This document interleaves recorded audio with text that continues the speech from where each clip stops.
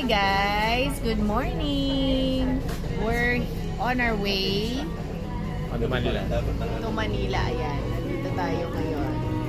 That's my mama dear. Ayan. Magsusundo tayo ng aking brother dear coming from US, and at the same time, this morning pupunta tayo ng embassy kasi kukuha tayo ng visa papunta sa expo.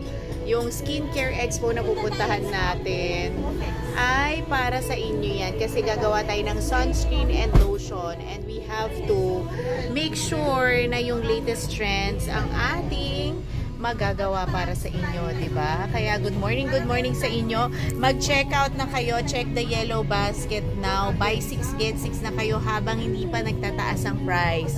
Di ba? Ayan. Okay, see you on our next live.